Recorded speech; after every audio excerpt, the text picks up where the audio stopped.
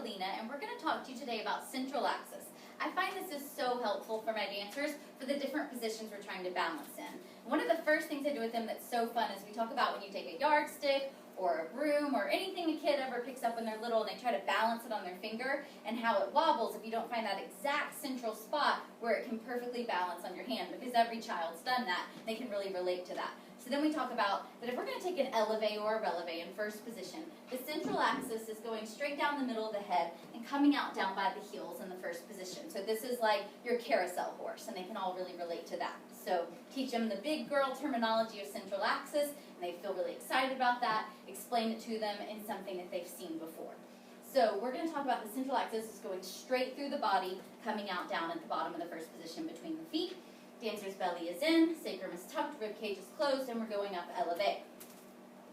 She's able to remain thinking about that central axis, that pole going straight down the middle of her body, engaging the inner thighs.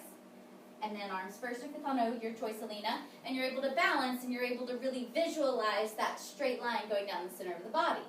As they progress through their technique classes, they end up going into more difficult positions where they don't realize their central axis has changed. And the more you can communicate with them about this, the better their balance will be. So let's talk about attitude derriere. So she is going to go to her retire back to get started. Okay, so we're going to start the dancer in retire. We're going to make sure that all the posture is aligned correctly. And then when we start to go to the attitude, what you'll find will happen is they'll leave their chest and their head pretty much where they're used to their central axis being. Go ahead and start to take that leg back. And then they're trying to tell you they can't get their leg up, and you're asking them for more height, or they're doing things like the knees going down, the foot's coming up. They don't understand that they needed to change their central axis. So let's go back to the retire back. Talk about them having a necklace on. They can tell you what color the necklace is, but something on the front of the chest that's going to make the letter J. It's going to go a little bit forward and definitely up in relation to how much we're letting the leg go back. Because we are going to change the central axis to going down the center of the sacrum or just a little bit higher depending on flexibility, how their body's made.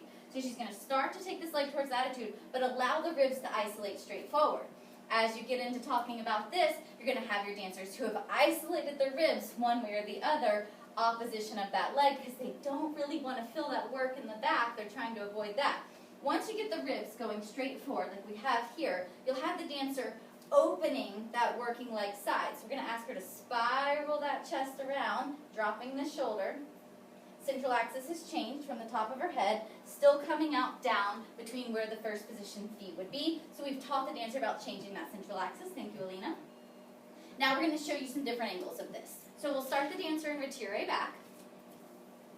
As she understands the central axis now, she'll start to take her ribs forward, but what you'll find is that they will isolate away from this working leg. So I want to show you what that looks like. So she starts to take the working leg back, and the ribs have collapsed over to the total opposite side.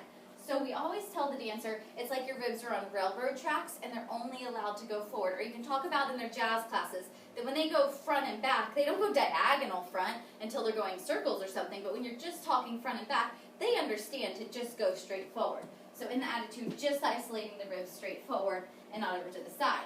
That's when you start getting that curvature of the spine where you really want to talk about, will you pull the ribs back the wrong way? Yes. This is where you need to talk about the ribs coming around, spiraling around. I call it like an S spiral, trying to get the ribs to come back around. So they have to go forward and then keep spiraling away from that working leg. So let's turn around so we can show all the angles of this. Okay, now we'll show you the front view so you can really see the rib isolations that we have. So she's going to go up to the retire back. She's going to be sure that the sacrum's tucked to start, lower belly pulled in, and then we're really going to focus on the ribs just going forward as that leg extends back, changing the central axis to the sacrum, not the head. Arm to Kathano. And then if you'll take the ribs too far to the right, and put them back where they go. And then if you will take this unspiraled, so pull back. Yes, this is one of the things that happens. So remind the dancer working side spirals forward, and that we're lifting underneath the thigh, and the foot and the knee and the hip are all in line. Thank you, Alina. Yes, so definitely get started talking to your dancers about central axis because they can really relate to that imagery. They understand the visualization, and they're able to put it in their own bodies, and you'll see that their balances get better because they understand how to change their central axis. Thank you.